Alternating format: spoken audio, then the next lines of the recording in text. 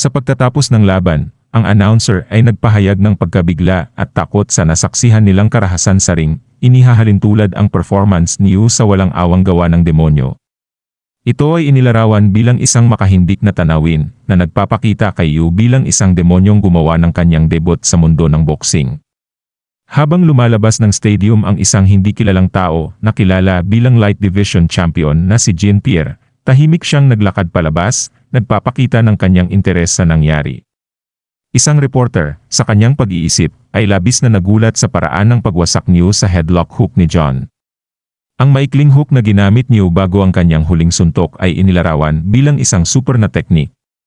Kahanga-hanga rin na ginamit niyo ang isang hook para kontrahin ang isang hook. Ang pinsala ay natamo lamang ni John Taker, na nagpapakita ng katumpakan niyo sa pagtama sa pinakamatibay na bahagi ng kanyang kamao sa pinakamahina na bahagi ng kamao ni Taker. Ang bilis ng reaksyon at katumpakan niyo ay lumampas sa mga limitasyon ng kakayahan ng tao. Sa kabilang banda, si Josh at isang tao ay nag-uusap tungkol sa laban. Kahit na humanga si Josh sa kakayahan ng baguhang boksingero, tila may iba siyang iniisip at hindi lubos na nasisiyahan sa laro. Sa huli, inamin ni Josh na nakaramdam siya ng ginhawa dahil alam niyang ang pangarap na yon ay hindi talaga para sa kanya. Nagpasya siyang magpursigi sa kanyang trabaho bilang isang bartender. Lipat sa isang boxing gym, makikita si Injay at isa sa kanyang kasama na nagja-jumping rope. Habang nag-uusap, nabanggit ng kasama ni Injay na gusto niyang manalo ang kalbong lalaki sa laban, tinutukoy si John. Kinumpirma ni Injay na ang boksingerong tinutukoy niya sa kanyang kaibigan ay si Yu, na ipinagmamalaki niyang sobrang lakas. Habang nakangiti at pinapanood si Yu sa TV, iniisip ni Injay na talagang kakaiba si Yu.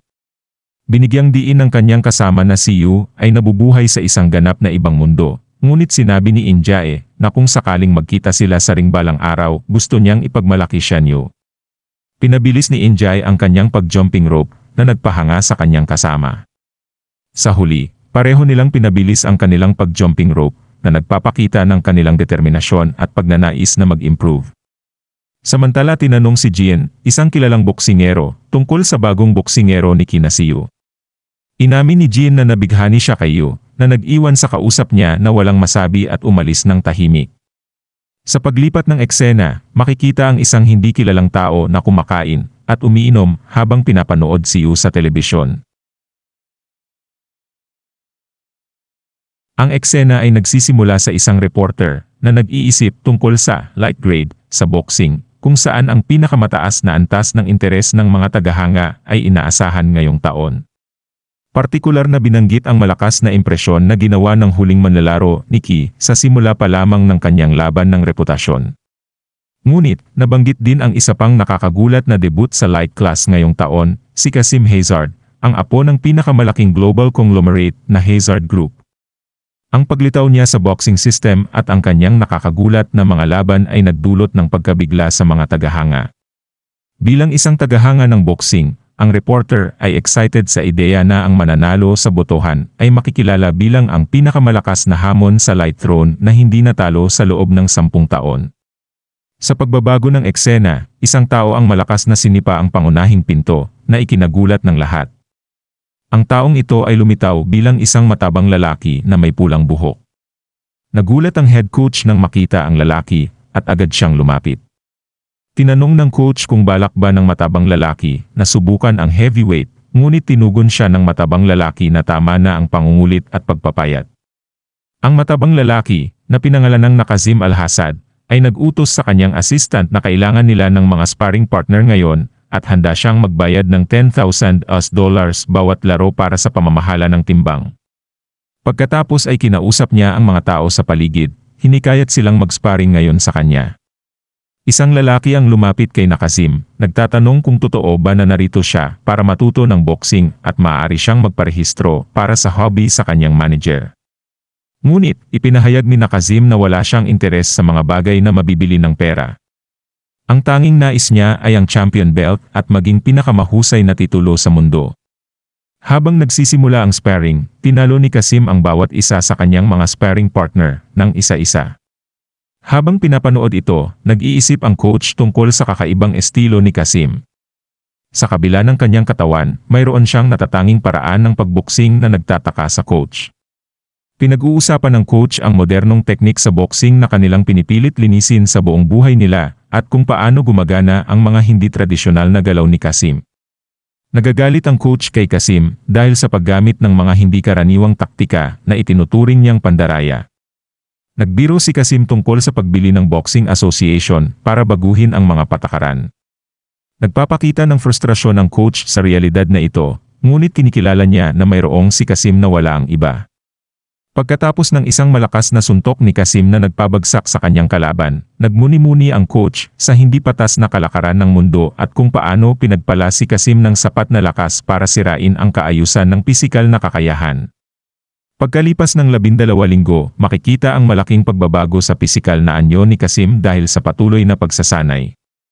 Pinupuri ng coach ang kanyang dedikasyon, ngunit nagtataka kung gaano katotoo ang pagbabagong ito.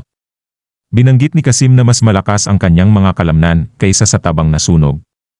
Tinukoy ng coach ang boxing bilang isang masayang biro para kay Kasim, kung saan maaari siyang kumain, maglaro, at matulog hanggat gusto niya, na tila buhay ng isang hari ng mga beast.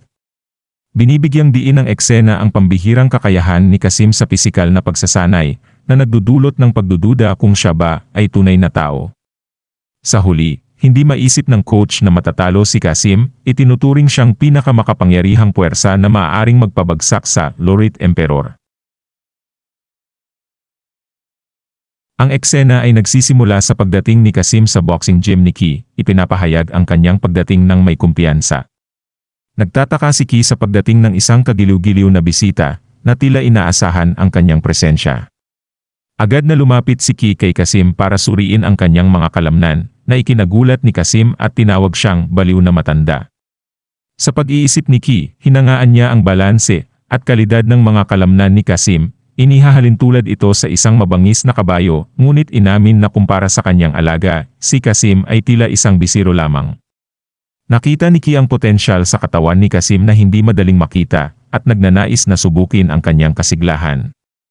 Nang banggitin ni Kasim na dumating siya para makita si Yu, sinabi ni Ki na wala si Yu dahil nasa mahabang takbo ito, ngunit iminungkahi na kung hahabulin siya ni Kasim, baka mahabol pa niya ito.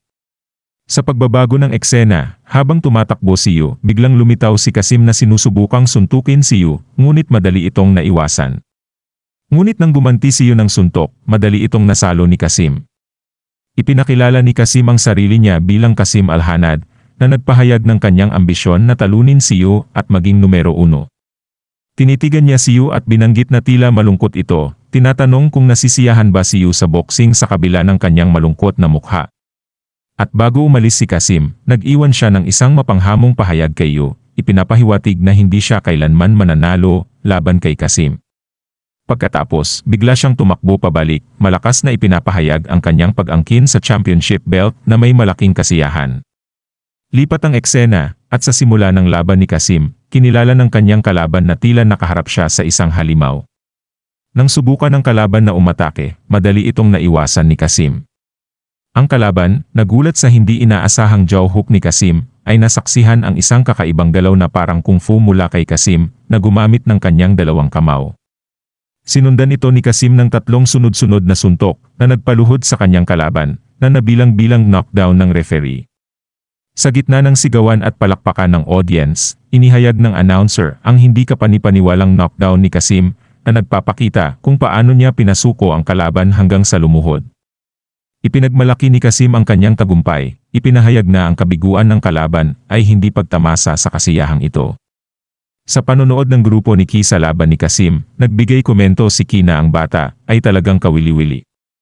Binanggit niya na ang pag-atake ni Kasim sa itaas at ibaba ng sabay-sabay ay may dahilan kung bakit hindi ito karaniwang ginagawa ng mga boksingero. Ang ganitong posisyon ay sumisira sa daloy ng lakas mula sa mga paa, torso, hanggang sa mga kamay, na nagdudulot sana ng kawalan ng puwersa, paglikha ng mga butas sa depensa, at mababang antas ng katumpakan. Subalit, dahil sa pambihirang kakayahan at mobility ni Kasim, nagawa niyang magbigay ng lakas sa tila walang puwersang atake, at punan ang mga pagkukulang na dulot ng kanyang galaw, nagdaragdag ng katumpakan sa mga suntok na mababa ang precision.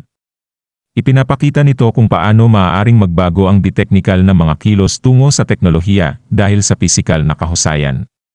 Sa pagpapatuloy ng laban ni Kassim, ang announcer ay nagbigay diin sa tapang at determinasyon ng bolsingero na si James, na matagumpay na tumayo muli matapos ang isang mahirap na pagbagsak. Ipinapakita ang kanyang malakas na kalooban. Ngumiti si Kassim, ipinahiwatig na oras na para tapusin ang laban. Naghanda siya sa kanyang stance habang si James ay nagtataka kung ano ang susunod na gagawin ni Kassim. Nag-isip si James na baka si Kassim ay mag-ipon ng lakas para tapusin ang laban sa isang suntok na may potensyal dahil sa kanyang pambihirang pisikal na kakayahan. Nakahanda si James na kontrahin ang buong lakas na suntok ni Kassim, naniniwala na ang mas malakas na lakas ng kalaban, mas malakas ang kontra-atake. At nang atakihin nila ang isa't isa ng sabay, naiwasan ni Kassim ang atake ni James at inilunsad ang perpektong suntok sa mukha ni James na nagpabagsak sa kanya ng tuluyan. At habang binibilangan ng referee si James para sa knockdown, labis na natuwa si Kassim sa pag-cheer at pagsigaw ng mga audience. Ngunit sa isang biglaang pagtatangka, sinubukan ni James na tumayo muli ngunit agad bumagsak pabalik sa pagtatapos at kasabay sa pagbilang ng referee. At agad idineklara ng referee ang pagtatapos ng laban, pinatunayan ang dominante at matinding tagumpay ni Kassim. At dito na po natatapos ang yugtong ito. Maraming salamat po. Mag-like at subscribe para sa susunod na kabanata. Hanggang sa muli.